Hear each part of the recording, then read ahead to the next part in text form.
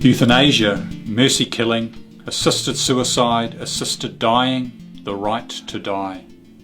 The terminology and language may differ, but we are talking about the same thing, the deliberate causing of death as a response to suffering.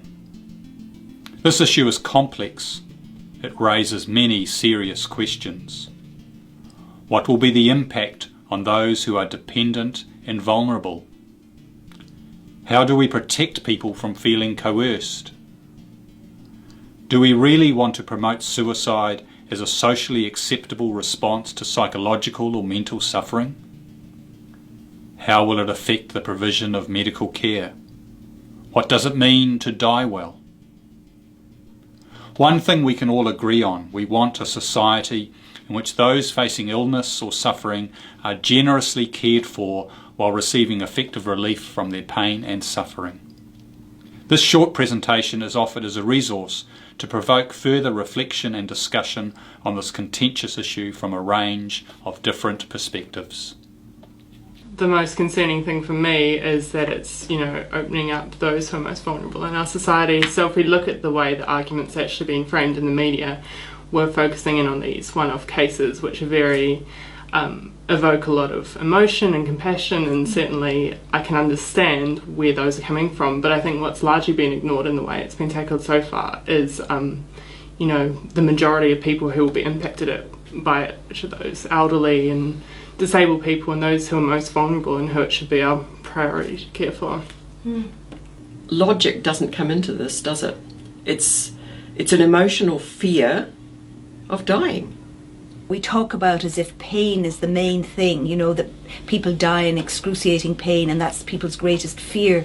In fact, pain can be very well controlled, because that's probably our greatest, in training as specialists in palliative medicine and nurses training in palliative care more and more, and in the last 30 years, our skill and expertise at relieving pain has hugely improved. So, in my opinion, it's never pain. And it's very rarely physical symptoms. People should be allowed to die with dignity, which suggests that they don't.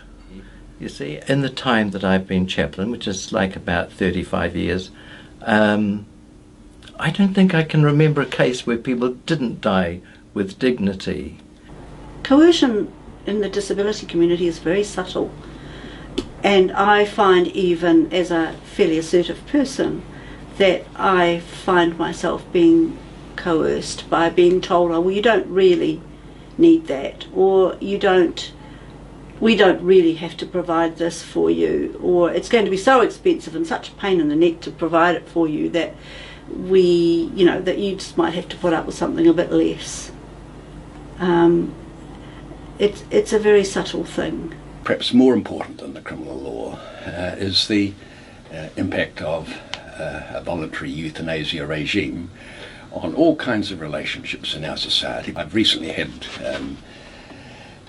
quite a bit to do with one particular rest home village, and I've had a chance to get the feel of the elderly residents there, and I know for a fact that if you had a voluntary euthanasia regime, the whole tone of that rest home village would be greatly altered, as people came to fear the suggestions that they think might be made to them, that they should seek euthanasia, that their time has come, that they've lived a long life, they're being a burden to others, and a very expensive burden in some cases, and that they'd be better off dead. The marae, in terms of its mana and its standing, if you can produce some kaumātua and kuia that are there, just being there is enough. They don't have to say anything, they don't have to be geniuses, they don't have to be rushing around doing the dishes. There is a recognition that their presence gives us strength. So how in that culture can you be...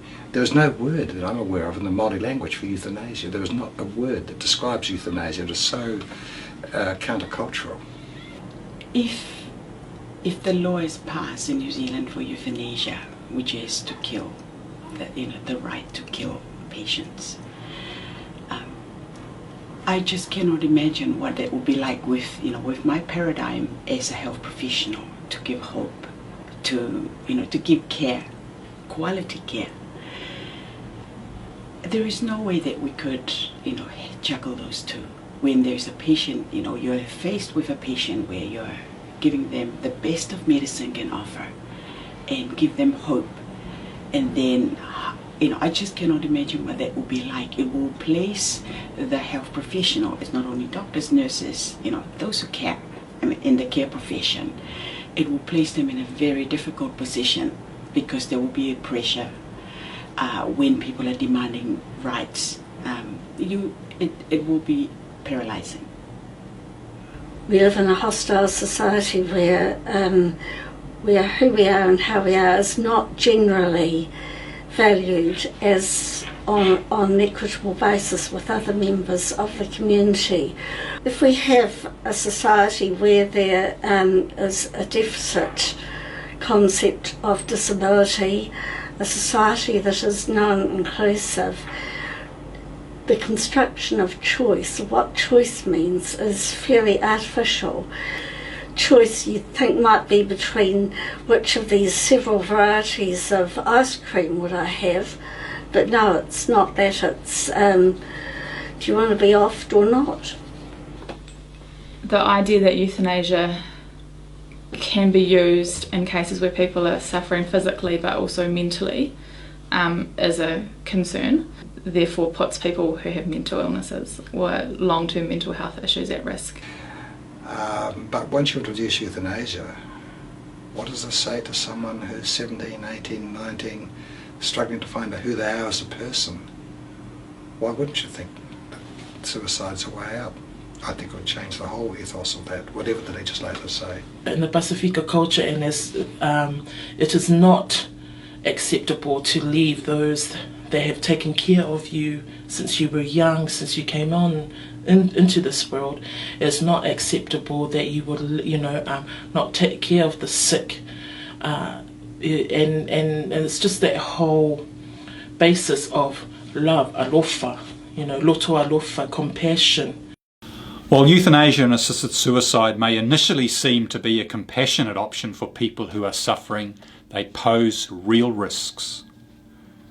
Developments in palliative medicine provide an ethical and effective way of dealing with suffering while giving people hope and enabling them to live and die with dignity.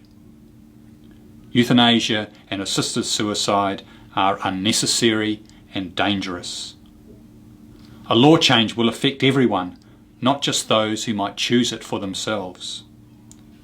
We need to think carefully about the sort of societal legacy we are creating for our children and grandchildren.